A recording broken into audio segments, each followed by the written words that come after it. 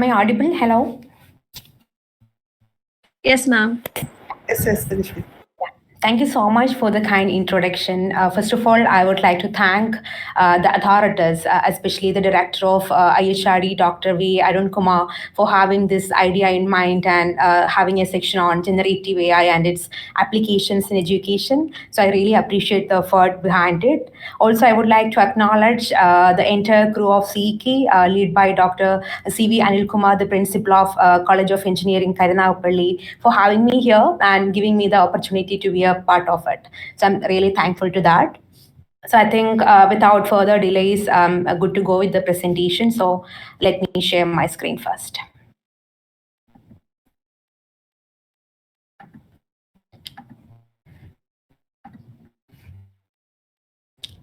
Is it visible now?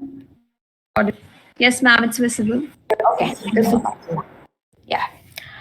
So let's get started. So today's topic of interest is responsible AI. So I'll start with the agenda of today's presentation. So I'll be starting with where AI made history and then why we need responsible AI, that main motivations and different principles involved in responsible AI. And then we discuss some interactions and challenges, of course, the pros and cons of those, including those responsible AI principles in the AI development lifecycle. Then, since this conclave is about generative AI, I would like to discuss some concept of when or what happens when generative AI meets responsible AI, which is a very promising direction in recent years. And then we will discuss some myths and reality, followed by some key takeaways. Good to go, right? So let's get started with an initial slide where AI made history. I'm pretty sure that most of you are aware of this history. That is in 1997, IBM's Deep Blue beat the chess world champion Gary Kasparov. And then in later 2016, Google's DeepMind AlphaGo learned to play the game and beat Lee Sedol, which is who is a world champion, right? So I think till that 2016, AI has been widely used in interaction purposes or interactive games like computer games or sort of things like that. Then later in 2020, Google's DeepMind published a paper in Nature suggesting that they had developed a product and it can detect or spot cancers from the mammography images. And the main advantage of that approach is that it has fewer false positive as well as false negative compared to the experts in their field. I think from that point onwards, we started trusting AI because AI is entering in the newsroom, AI is entering in the healthcare industry, AI is entering in privacy sector and many other sensitive, high stakes sensitive domains, right? So why we need this AI? Because AI, we know AI can do wonders. So what is the responsibility behind this, or why we need responsible AI? So I would like to bring this quote by Brad Smith, who is the president and chief legal officer of Microsoft. The more powerful the tool, the greater the benefit or damage it can cause. Right, it is very true, right? That means always there are two sides of a coin, right? So far we have experienced or exposed the enormous capabilities of AI in different applications, like including chat GPT or query answering and computer vision, pattern recognition, everywhere, right? But the other side of the coin, that means I wouldn't say there's a negative side, but the other side of the coin has not received the attention it deserves. That means the responsibility side is still yet to explore. So we are taking a deviation from the normal cliche performance measures like accuracy, recall, precision, or whatever metrics that we are using. We are just shifting from the performance measures to the responsibility side, right? But that doesn't mean that we are sacrificing the performance. Okay, so this is why we need responsible AI. So can we just recollect the good old times where we used computer as an assistant tool for example, a data entry operator or a user feeding records or files to the computer, and we use computer for simple mathematical operations like Excel or Word or sort of things like that, right? Then machine learning came to existence. Then the data entry operator is replaced by a data scientist who is very well known in handling the data management or data pre-processing and data storing activities. Then that point onwards, like we started trusting, because there is nothing to worry, because there is a human who is involved in all these activities. He can manage all, and he has the full control over the entire machine learning life cycle. But after that, because of the development of our resources, computational resources, that means CPU is replaced by GPU, and the availability of enormous amount of data, machine learning is gradually replaced by deep learning, right? So we don't know what is actually happening in the deep learning models. For example, feature extraction is included in the network itself. So we don't know what features they are using, or what is happening inside the deep learning models. So why we need responsible AI? Because we need something to control the all AI development life cycle.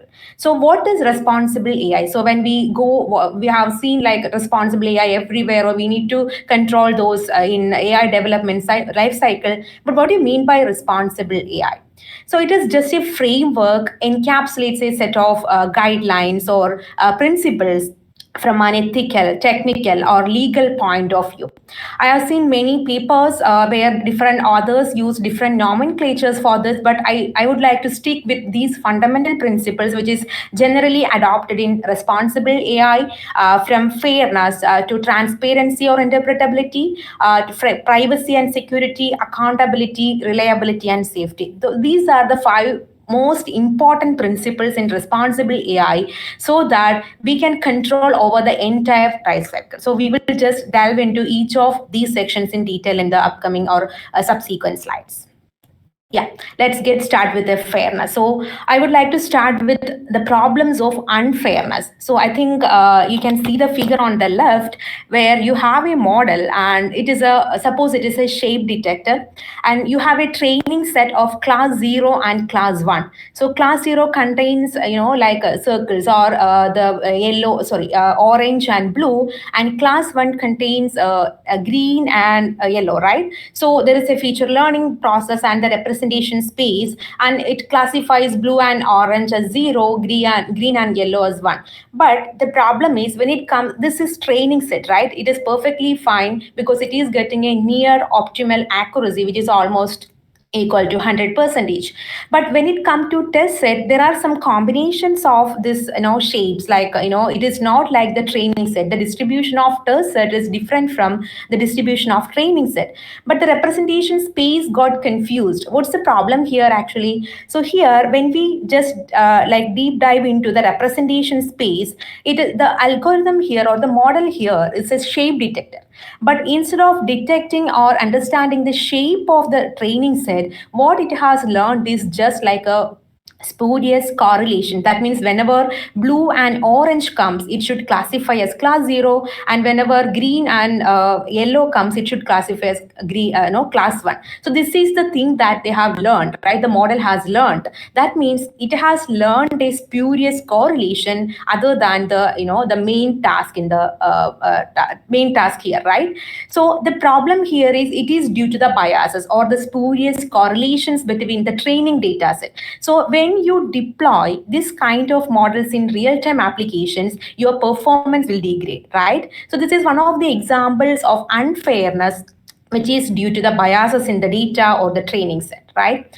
So I would like to also quote another example from NLP. So this is, suppose this is a language translation task, where you have a prompt like, she is a programmer and he is a nurse, and you're asked to translate this sentence to Turkish, right? So see, for example, I don't know how to pronounce it, sorry, but still you can just see the she and he is replaced by a single pronoun, o, right? It is perfectly fine, right? Then when we convert back to English, right, when we just give this Turkish sentences input and ask the model to convert that to English.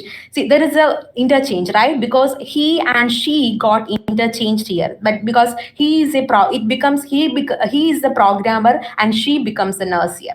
So what is the problem here? It is because of the spurious correlations in the word embeddings, because he is always mapped into programmer and she is always mapped into nurse, right? So these are the kind of biases involved in the data and the model. So this is the problems of unfairness which is due to the biases. And what is the after effect of biases? It is called discrimination, right? There are mainly two categories of discrimination in AI, which is one is the first one is direct discrimination and the second one is indirect discrimination. In direct discrimination, if the model is using explicitly a sensitive attribute of yours, that means, for example, if you're asked to if you're asked the model to predict whether this person should be hired or not, then the model uses your sensitive attributes like gender or race or ethnicity, then you call it as a direct discrimination, but which is very easy to tackle, because we can just take the model, whether the model uses any sort of sensitive attributes, then you can eliminate that. That is very easy to tackle.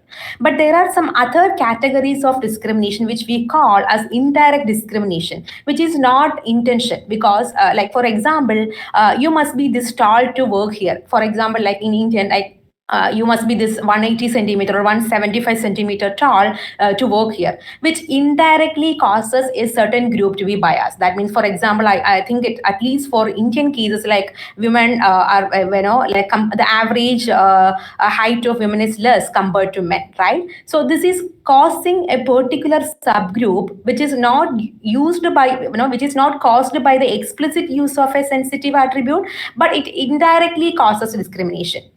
So this kind of discrimination is very difficult to tackle, because we don't know, because this tall is not at all a sensitive feature as per the General Data Protection Act by EU and USO. It is very difficult to tackle this indirect discrimination.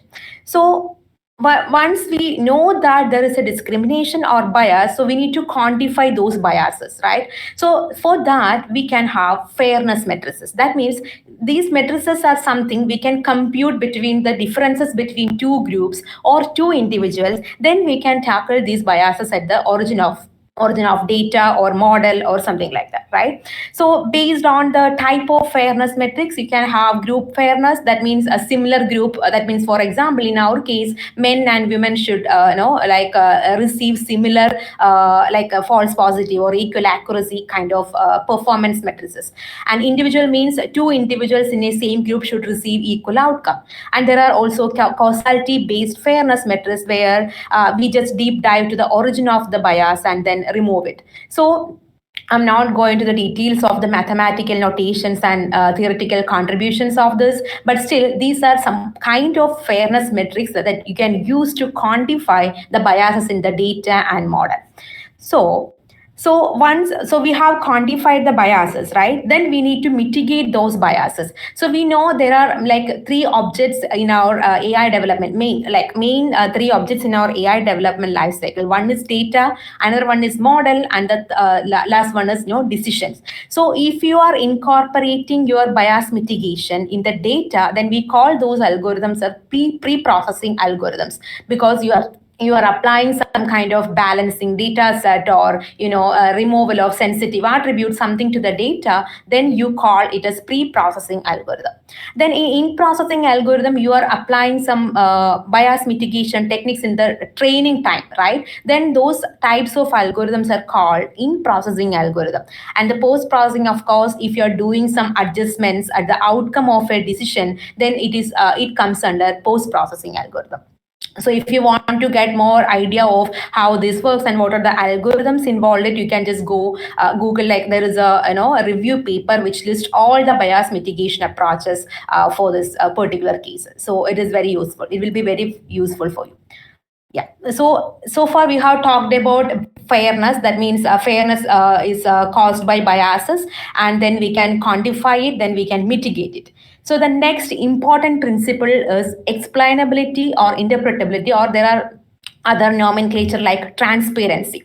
So what is the main motivation behind explainability or interpretability? That means no like this AI is entering into high stake domains, as we have already discussed, because of healthcare and privacy and security. So model understanding is very important in this case, right? For example, let me quote one well known example. It facilitates debugging. The first motivation is facilitates debugging. So for example, if you have a model or a prediction model, then you this model is a kind of classifier, and it takes input a Siberian husky over here. Okay, then it classifies as husky. It's perfectly fine, right?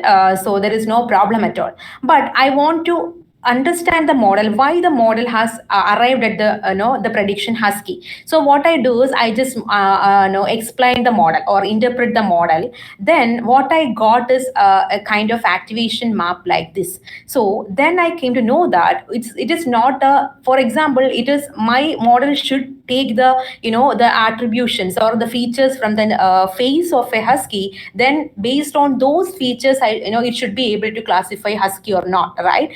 But what they have done is, what the model has done is, it just looked at the the surroundings or the snow. Then it based on the, if there is snow is present, then the model just classified it as husky, because this Siberian huskies are very popular in cold countries in Europe or America, or somewhere like that. So it is just a snow detector, and it is not a husky detector. So this is the motivation. So it facilitates debugging, because when we deploy this model in real world applications, there may be some other Siberian huskies where the the snow will not be present, right? So then it will misclassify those input images. So the first motivation is it facilitates debugging. So the second one I would like to call is like recourse to individuals. For example, or for instance, suppose Sam applies for a mortgage. Okay, then we have our AI, we have an AI model which predicts whether the loan can be granted to Sam or not, right?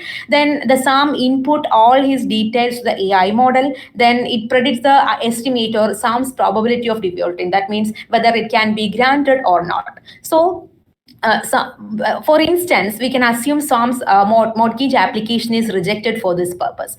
Then what we can do is, see, I can explain. So instead of getting a positive or negative outcome or a Boolean outcome, Sam wants to know why the model has rejected my application. So what you can do is, you can explain this AI model and just give some idea to Sam that, okay, this is the guidelines. So you have to improve on these things. For example, you want to repay your all loans, or you have to increase your salary by this much percentage, then you will get loan in the next time when you apply, right? So this is we can just give a more elaborate recourse or the guidelines to individuals. Okay, so this is one of the motivation I would like to include.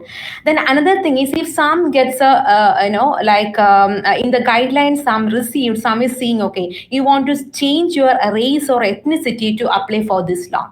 So this we can say, okay, then some can understand, okay, AI model is using my sensitive features, then you can detect biases in it. So these are the main motivation behind all this transparency, interpretability, or explainability. So why we need model understanding, that we have already seen. So what are the types of or categories of model understanding at the moment? So we have different mainly two branches of it. One is inherently interpretable models, and the second one is post hoc explanation methods. So what is inherently interpretable models? That means by looking at the structure of the model, for example, it will be a simple model like linear regression and a decision tree classifier. So by looking, so if you want to analyze why the model has arrived at this decision, you can just go back and this this path and just get the rules, right? Because it is inherently visible in the model itself. But this is very simple model, so those who are using machine learning models, like maybe simple models, then you can just go for inherently interpretable models. But there are some other categories that is called post hoc explanation, which is very which has got many attention from research community in recent years, because of we are in almost all applications we are using deep learning, right? So this is, for example, if this is a deep learning model and it is very difficult for looking at this model, and you are not getting anything from the model, right? You are not understanding anything from the model. So what you can do is, you can like create an explainer on your model, on your original prediction model. Then you can give that explanation to the user or the data scientist or whoever it may be, right? So the one we use to explain, that means the explainer objects or explainer models, that we call it surrogate models, and the main model is called as black box, because it is, we cannot see anything what is happening inside the model, right? So explainer, what is a surrogate model? It can be a simple model which try to approximate the quality of the main model. So this will be the post-hoc explanation methods. So I'll be discussing some more about this post-hoc explanation methods in the subsequent slides, right? Okay, all right. Then let me discuss what are the methods which is available in post-hoc explanation methods. So there are mainly two categories of methods which is available in post-hoc. One is local based and the second one is global based. What do you mean by local based? As the name suggests, it is like explaining a single instance of a prediction. For example, if you have 10,000 instances, it will take one instance from your randomly from your data set and try to explain that model. Okay, there are many advanced techniques involved in it, that maybe it can be feature based like lime, local interpretable model explanation, then sharp. This all comes under this local explanation methods. And also saliency map, which is very useful in computer vision tasks, and also counterfactual. These are some of the main methods we can just list under local explanation methods. Then there are global explanation methods. That is, global means the collection of local explanations, and it can be also representation based. So don't worry, I'm going to explain one example from each of these models. So yeah. So this is one example. So I would like to explain this LIME, that is local interpretable model explanation. So as the name suggests, it explains a single instance of the prediction, right? So just select a point here that is denoted as a red X. So that is X. Okay. So what you do is, so first of all, I would like to say that this is the non-linear decision boundary. See, this is the non-linear decision boundary of a black box model. So I want to explain the predictions of this non-linear boundary. So what I do is I will rely on surrogate models, right? So for that you have to select a point on the entire decision boundary of this. So I selected like this X, which is the X1. Let's say it is X1. So what you do is you just perturb this X to to get some more points on the decision boundary, right? Or maybe you can add some Gaussian noise or sort of things like that. So you may get so many points around the entire the instance X, right? Then what you do is, like, the points which are farther away from X will get a lower weightage, and the points which are like near to X will get a higher weightage. So you select only those points which are very close to the point X, right? Then what you do is, like, you just try to fit a normal or simple for example a linear regression model to classify those points around X1, right? So since it is a single linear regression, the coefficient of it will give you the explanation for that particular prediction, right? So this is the way the feature attribution based method works, like lime, kind of sharp, something like that, right? So this is the local explanation, because we are only explaining from the entire decision boundary, we are only explaining a point from the boundary, that means X, right? X1, right? So this is a kind of local explanation methods which is widely used methods as lime, right? Okay, this is one. Then second one is saliency map. That means if you have a bird in your input, then you want to know what features of this bird is used by the model. So what you do is, like, you compute gradients with respect to every feature of the bird. Then the one which having the highest gradient will have the highest probability selected by the model, right? So you will get a saliency map that, like this. Then you will get to know these are the main images or main contents of this bird, then which is used by the model for prediction. So that is the saliency map, which is also kind of representation based methods. Then there are some counterfactual explanations. So I would like to know why what is the deviation from a crested auklet to red-faced cormorant? So what is actually the model is trying to predict from crested auklet to red face cormorant. So when I do the counterfactual explanation for this, so I'm getting this portion. So this portion, because it is having almost similar structure, so when the model finds this particular portion, it deviates from, it differentiates from crested auklet to red face cormorant. So as you can see from all these local explanation methods, there are many challenges, right? Because we are only explaining a single prediction, so the expressive power of local explanation is very less, right? Because we don't know what some other instances in the, the decision boundary, and how they are classifying, or how the model is using those instances, right? And also it has lack of generalization, because we cannot generalize based on this single point, right? And also it is uncertain and unstable, because you may get similar explanations for two different predictions, or two different images. So these are the main challenges in local explanation methods. So then when it comes to global explanation, I already told you, like, it's a accumulation, right? Accumulation of local explanation. So for example, we can just simply examine the same figure that we have seen in local explanation, because it is called SP line, that is single prediction line, which is a global explanation. So what you do is you select a set of points from the decision boundary, right? Earlier we selected only one point, but in global explanation for line, we select, like a set of points from the decision boundary. So the one important criteria to remember here is the selection of points here should be a full representative, or a complete representation of the entire decision boundary, entire nonlinear decision boundary. For example, if you already selected this single explanation, this black one, okay, but there is no point in selecting the red one, because the decision boundary for the red and the black is almost close to each other, right? There is not much deviation from this one. But you should select the blue point over here. That means it is perpendicular to the decision boundary. So you have to select only those points which is very unique from one another, and also it should represent the entire nonlinear boundary of your prediction model. So this is the single. Then you accumulate all these predictions, then you aggregate all these local explanations, then come into the global explanation.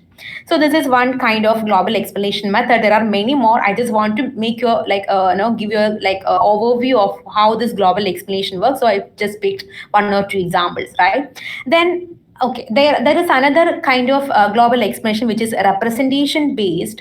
That means there is you want to know some features are important for your prediction. For example, you have a set of images like zebra, watermelon, birds, or like animal set of images, right? But you want to know how important is the concept stripes, right? Because you have different stripes in almost all of the images, right? So you just want to know the how important is the concept stripes. So what you do is you just classify, or you just take a surrogate model and you classify based on the stripes, right? So this is the kind of stripes you have in one, and another kind of stripes in another, right? This may be kind of other like zebra stripes. So these are like watermelon, or birds, or lions, something like that, right? So then what you do is you just compute a gradient with respect to this, the one vector which is perpendicular to the decision boundary. Then this will give you the importance of this concept stripe. Then you can say, okay, this concept is very important for this prediction. When this approach is called TCAV, that is testing concept activation vectors. So when this is useful is like, so for example, if you have a set of images, then you just want to see what is the importance of arrays on the prediction. So you can just try and error. If there is an importance for arrays, you can just eliminate it using some other techniques, right? So this is but the stripes is not at all a feature, an explicitly defined feature for the animal, but you can just like you can just query by yourself using these kind of global explanation methods. So this is the main overview of local explanation and global explanations. Then let's come to the limitations of XAI. That means there are some limitations in explaining the main predictions of a model. So for example, in the first example over here. So there are two objects here, one is dog and one is cat, right? So but when it comes to the explanations, it only giving some special focus on the dog, not the cat. So maybe there are some other correlations here, but it cannot explain the complete predictions of the model, right? This is one of the main limitation of XAI. So another one is, so you have a ear grebe and horn grebe here. There are two different birds, but you are getting same explanation for these two classifications, right? So this, which is very unreliable. So lack of it, unreliable, I would say unfaithful. So these are the main limitations of XAI. And also it is very easy to modify the explanations using adversarial attacks. So if there is an adversary who has the intention of modifying your like explanations, they can just select some other points from the global explanation and just like give you some false explanation styles. There is one another important point to remember is this, the concept of deceptive explanations. For example, what happens if your surrogate model is also a machine learning or another model, right? I mean, it can be a simple model. So what happens, your surrogate model fails to approximate the behavior of the original model, because we have already seen surrogate model is kind of it depends on like how the model is using those selecting those features, right? So this if it fails to explain the complete behavior of the black box model, it comes into deceptive explanation. That means it also like even if your main model or the prediction model is good, if your surrogate explanations is bad, it will give you some bad idea, right? Then you try to then you use that as a feedback for giving the main model, then it can lead to some adversarial effect on your predictions, right? So these are the main limitations of XAI. So I hope this will give you a like shed lights on some important concept of XAI. So now let us like I would like to talk about some accuracy interpretability trade-off. So for example, this is for example, you have a kind of models like this, a sort of models like this, and it has like a increasing complexity from like top to bottom.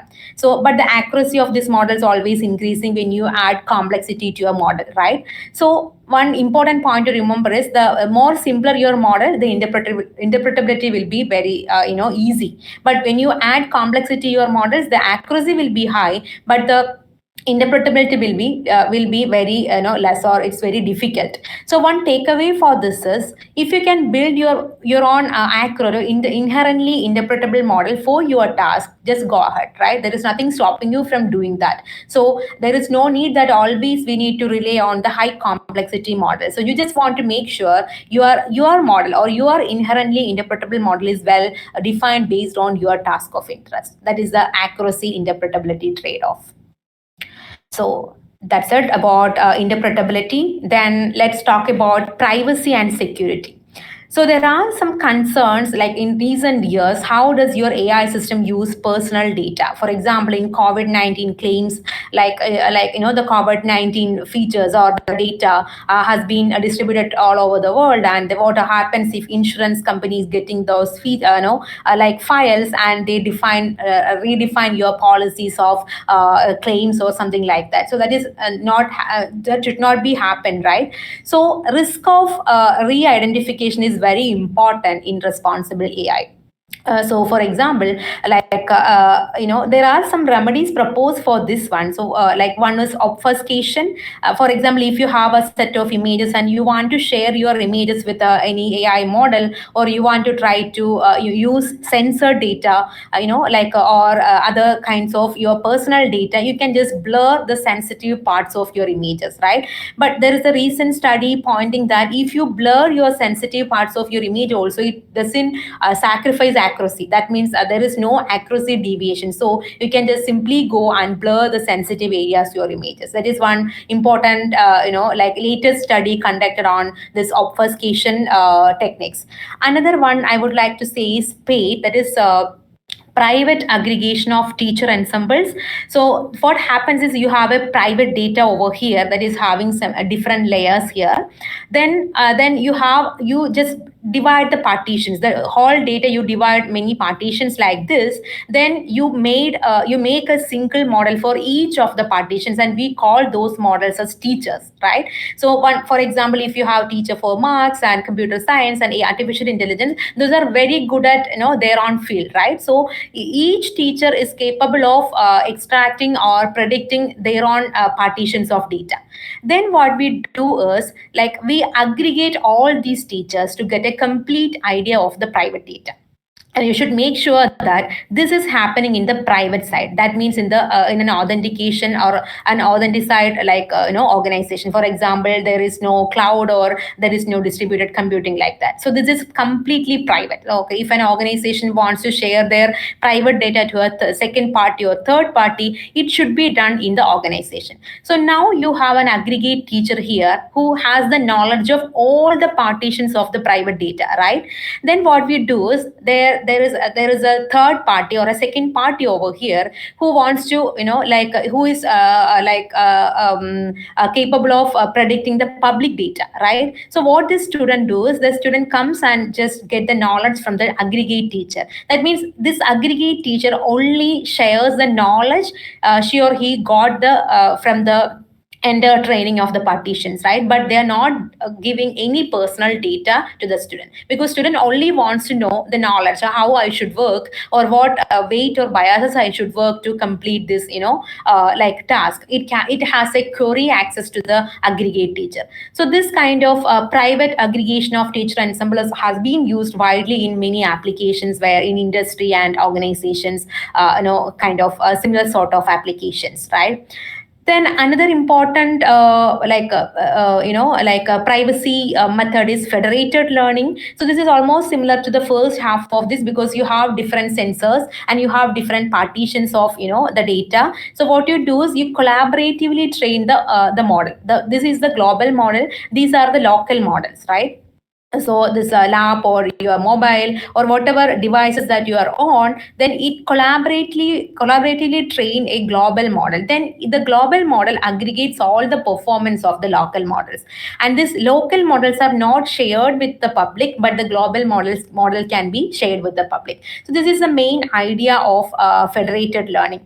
Another thing where I want to quote about the differential privacy, which is done by Apple. Because if you opt for your sharing system preferences for data analytics, for example, if Apple wants to analyze which emoji is very popular among users, so the moment when you type an emoji on your WhatsApp or chat or wherever it is, what happens is, they adopt a differential privacy on your mobile, and then they just give a temporal timestamp. So then when this emoji is going to the server, they just cut the device ID or the personal identification from the emoji, and then they use whatever information they need, because they only want to know the frequency of emojis the users are using. So they just only extract those information from your input. So this is kind of different approaches or privacy approaches you can employ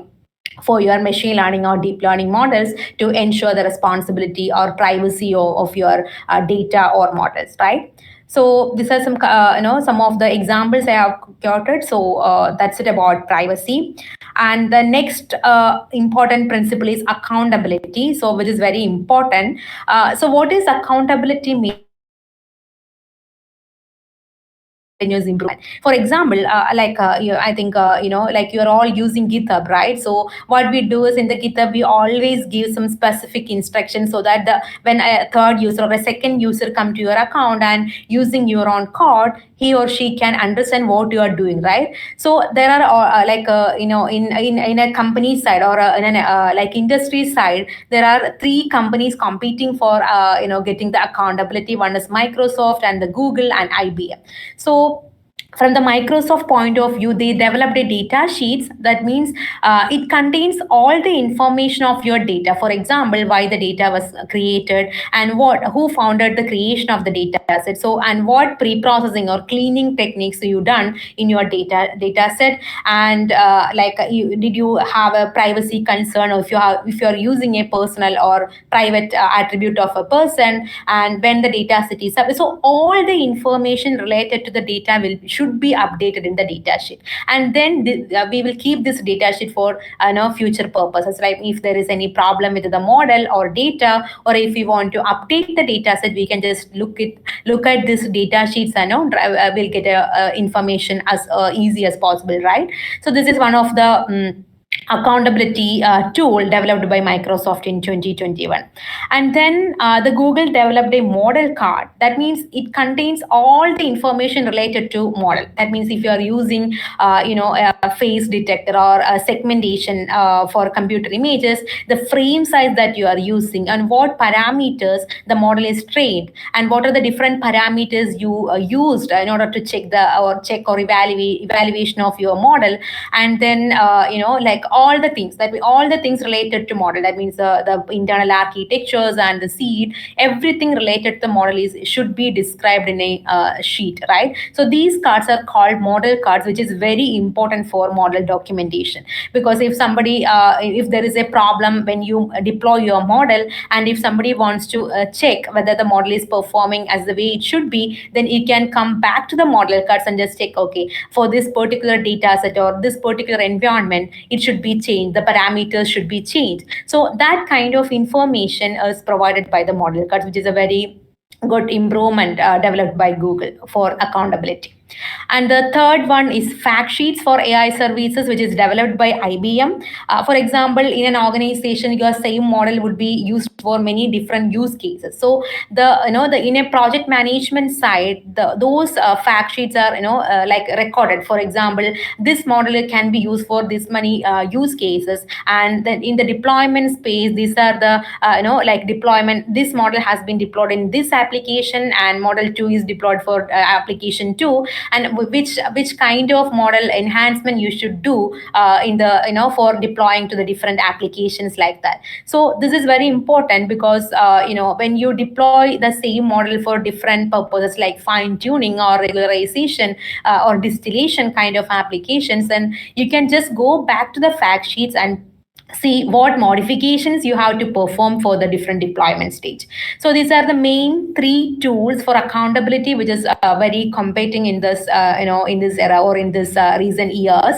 So it has got I think many responsible AI companies like Fiddler or Microsoft or Google are using these kind of accountability measures, which has got very worldwide acceptance also in recent years. So that's all about accountability.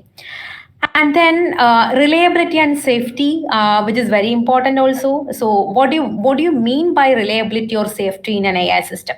For example, if you are deploying your model after you have done all the responsibility side, right? From transparency, fairness, privacy, accountability, then you are going to deploy it. So what happens if your model is not performing the way it should be? It is supposed to do in some other way, but it is performing in some other way. So what happens? So how you handle those situations, right? So there is a worldwide acceptance measure called consistency, that which is a metric on how consistent an AI model in standard or outlier cases, because we cannot expect what is happening in the real world. There is many outliers present, or there are many the data is dynamic, and we cannot assure that the system will perform the way it has designed, right? So for example, there are many arguments are going on whether we should keep or remove the outliers in the data set, right? So let's have a quick introduction of what is outliers mean in different situations. For example, suppose you have a model, and you have data of maybe 100 students in a class, and you are just averaging the height of those students, right? So for example, if you are getting a 200 centimeter height, then it is an outlier, right? It should be removed in this particular case. So then this is the outlier, and it should be removed in this particular case. But what happens if same scenario where you are averaging the salary of a a group, maybe 100 people group. And what happens suddenly if Elon Musk or Bill Gates come into the picture, because their salary, average salary is very high compared to the other thing, right? So in that case, whether the outlier should be removed? No, because we need to keep those, because that is also existing and it is real time, right? So we need to keep those outliers in this particular case.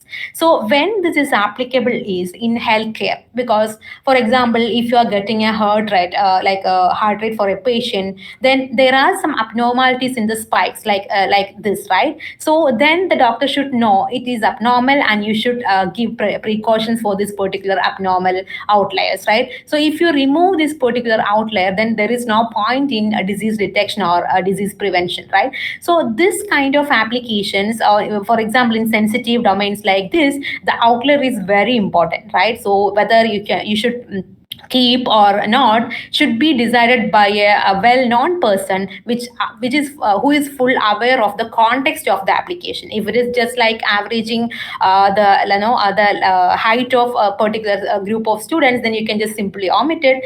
But in healthcare applications like this, you should keep those outliers for it. And also another question to ask at this stage is the model output is repeatable or reproducible? Because we have seen so many GitHub accounts and having so many codes nowadays. You have access to those codes, but many of around 50% of those accounts or those codes are not reproducible. They are giving some instructions, even if we are following those kind of instructions, the accuracy or the privacy or the performance is different from those listed in the paper or the articles, which is very important. So you have to give in many papers, like you might have all seen that the conference interval they give, right? So those kind of repeatable and reproducible analysis should be performed in order to make your system reliable and safety. So these are some important questions to ask at this particular stage, right? Right. So like so far we have discussed the discriminative nature of for example, classification or clustering or detection, something a sort of applications, right? So we have discussed how responsible AI should be performed in discriminative applications or discriminative AI models. Then what happens if generative AI meets responsible AI? I'm pretty sure you're all aware of generative AI in this area, like in this era, because there are many more models are coming in day to day, in daily life. So what is generative AI? So like so far we have discussed discriminative. So generative means you have a kind of data set and some model, or you are like trying to generate new data from the real data. That means the new data will try to learn to approximate the distribution of the real data. And there are many techniques available for generating, many models available for generative AI, like in tabular data, like generative adversarial networks, and for computer vision tasks like diffusion models, and then language models based on BERT. So I'm not going to the details of the theoretical contributions on this and model architectures and those. So what is generative AI? It's a branch of AI which focuses on generating new content, right? So there are mainly two categories of generative AI. One is large language models or hybrid language models, and another one is image models. So what are the applications of generative AI? So there are many modalities like this. So for example, in large language models, it can be text to text conversion, for example, in paragraph summarization or paragraph generation, some sort of applications like that, or text to image. You are giving a prompt and then it generate an image based on the prompt that you have received, and text to video, text to audio, and text to decision. So these are some of the modalities in generative language models. And another category is generative image models. That means you are giving an image, then you just analyze what is the image based on the image that you have given as input, right, to the system, and image to image, and then image to video. So these are the applications of generative AI which is having worldwide acceptance at this era, right? So just let me come back to the responsibility challenges of generative AI. So we have already discussed the transparency, explainability challenges. So how this will differ in case of generative AI? Okay, so there are, so for example, it is a kind of question answer. So like, is the following sentence is plausible when you only shoot from the outside of the 18? So for example, just assume this is a prompt, and then we are asked the, the chat GPT or GPT-3 to just pick the answer from A or B, right? Then it put like B, which is plausible because then they gave the explanation like shooting from outside the 18-yard box is a part of the soccer, right? So one important thing to note here is this explanation is very appealing to the human eyes, right? We trust here because it is having a very good explanation of the reason behind the decision, right? But in reality, like if we give the same explanation to another GPT versions, you are getting another explanation. Shooting from outside the 18 is not a common phrase in soccer, so the answer is implausible, right? So there is a difference because you are getting different explanations for the same query, right? So the complex internal architectures because this large language models like chat GPT and all the GPT versions of text generation is trained by internet data. So based on the complex internal architectures of billions and trillions of parameters of these models, and it is trained using the internet data, it is like confusing with the word shoot. It can be shooting the ball or shooting like the real shooting incident. So it is getting confused. So the emergent behavior and the explanations are highly unreliable in this case, right? Because it is very important to note here because generative AI has enormous applications in very, in text summarization and question answering query kind of applications. So it is very important to note that you are getting different explanations for the same query, and which is not relevant for the particular application you are considering, right? So there are transparency issues in in generative AI and its applications in healthcare and in Q&A sessions and all. So let's discuss some unfairness problems in generative AI. So for example, you are giving a prompt like to I just because let me give an example. Like maybe for example, two Africans walked into a Texas church. Okay, then you are asking the GPT-3 to complete the sentence. So just look at the completion that GPTs or the recommendations the GPT-3 is providing. Like access and bomb, throwing chairs, open fire, shooting at will, killing. So all of these things are kind of violation, right? But that is not true because maybe we going for some other to have it coffee or something like that. But the GPT-3 is forced to give a kind of violence answers here. So this is because of the data biasing, right? So when we, because this GPT is having many applications in healthcare or other, as I already stated, it is very important to point here. So data, the one important problem here is since these kind of models are trained using internet data and it is changing daily, going back to the data and correcting the bias is very difficult because you have kind of enormous amount of data, and finding those particular points where the data having bias is very difficult. And also in some situations, in most of the situations, you can expect unexpected biases, so which is very challenging for the the corresponding task that we are considering. There are some solutions exist like fine tuning, because you can just add, you have a chat GPT foundation model, and then you fine tune for your like adding a fairness constraint or regularization parameters, something sort of similar solutions like that.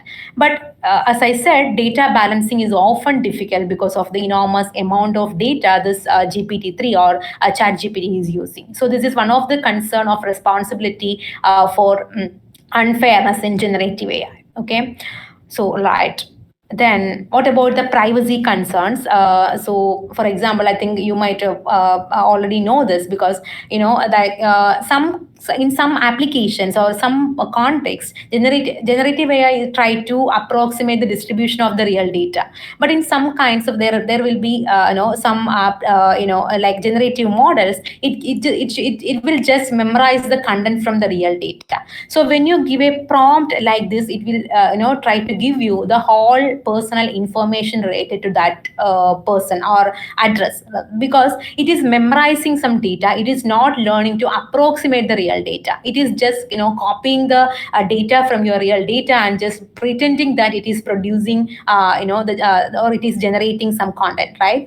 So memorizing training data in generative model has huge privacy concerns. Okay, and also for in case of images, see the you can see the training data set image and the generated image here. So if you give a prompt like this, it will just get you the real image. So see, the difference is simply kind of like phase alterations, right? So this is very important because we are all giving data to GANs and like the phase up. It is collecting your data and then generating your other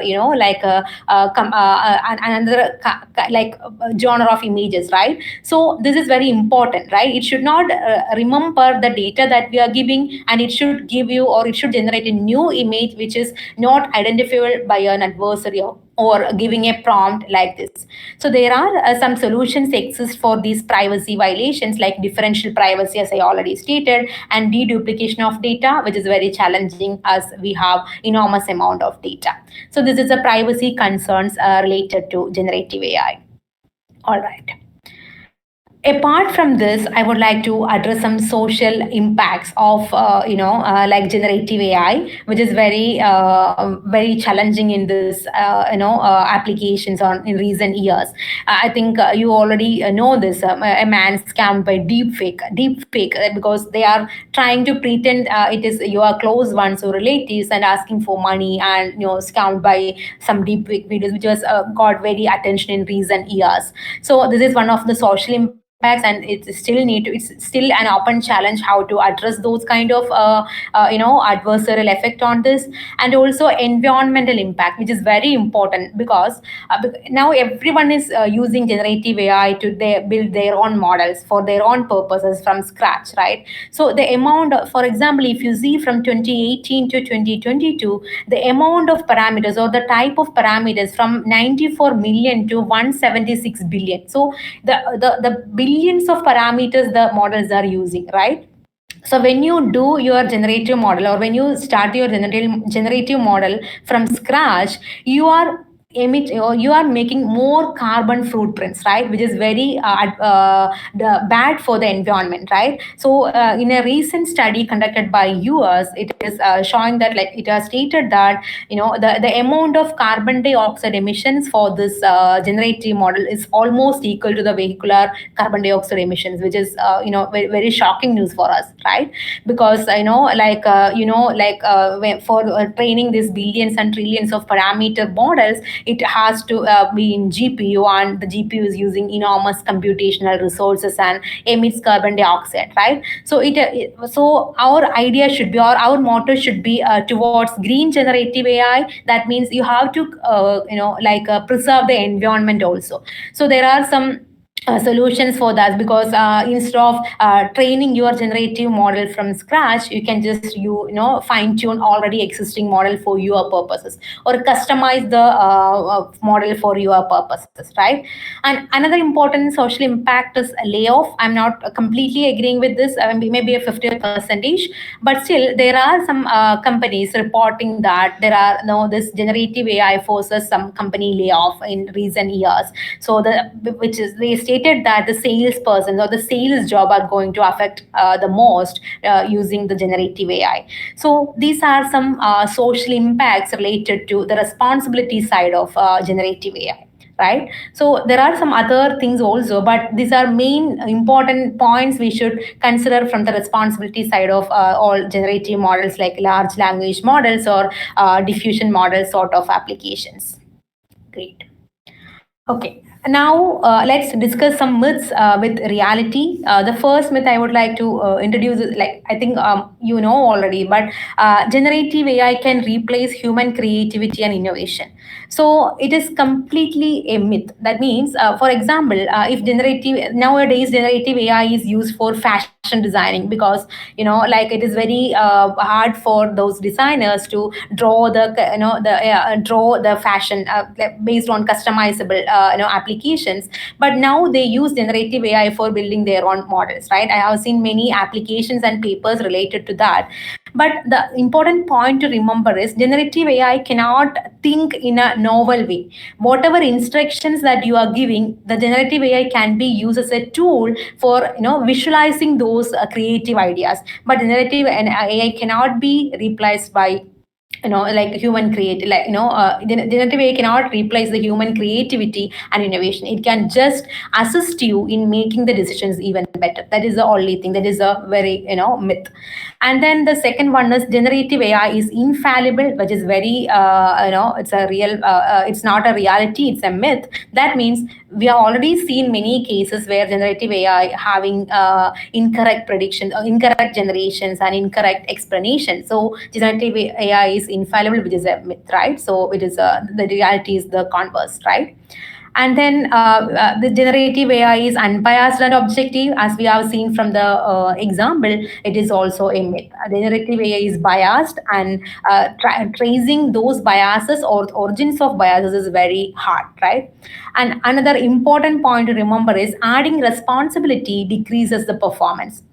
This is a real myth, because I have seen many papers that when you add fairness, when you add privacy, you are decreasing your performance. It is not a real thing, because adding responsibility doesn't mean that you have to sacrifice your performance. You can actually balance those methods. For example, you can take another model, even if you're adding some responsibility, kind of fairness or privacy. If your model's performance is decreasing, then just change your model or try with another model, so that you can balance the responsibility and performance. So it is a myth. So adding responsibility doesn't decrease your performance. Okay, so these are some of the myths I would like to bring your attention.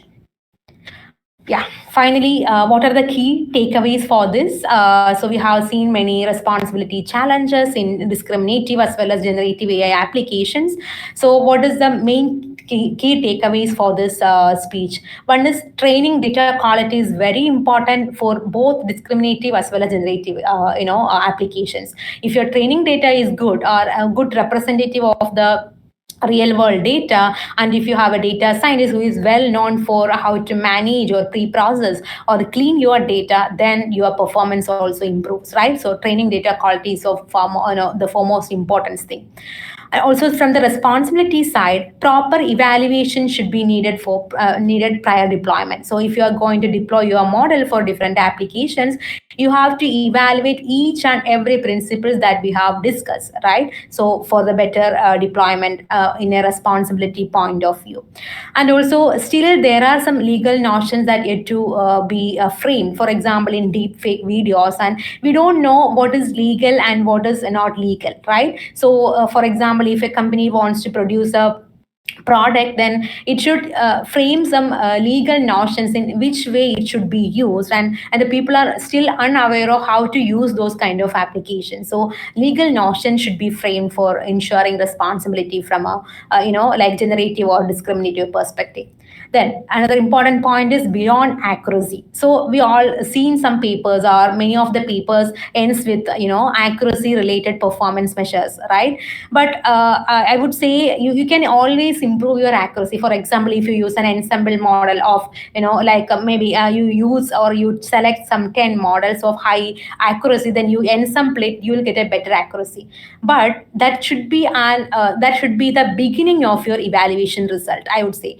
The other things you have to add is transparency, and how this transparency of the model, and how should be the fairness of the model, and how the privacy violations occur, accountability and reliability, that should be accompanied by the accuracy or performance measures. So beyond accuracy is always a point. So accuracy itself cannot ensure responsible AI in all the applications. And then communication and collaboration. because now still we have we have many researchers or ethical perspectives, ethical leaders or legal leaders, and but the communication between them is not that effective, because they are not communicating and collaborating each other. So for a better responsible AI development life cycle, all these peers should be communicated and collaborated, so that you can develop legal notions. For that, you can just explore the dimensions from all the perspectives, right? So these are the key takeaways of the presentation. And yeah, I think I'm done with the presentation, and I'm sorry if I made you bored, but still, so I'm happy to take some questions at the moment.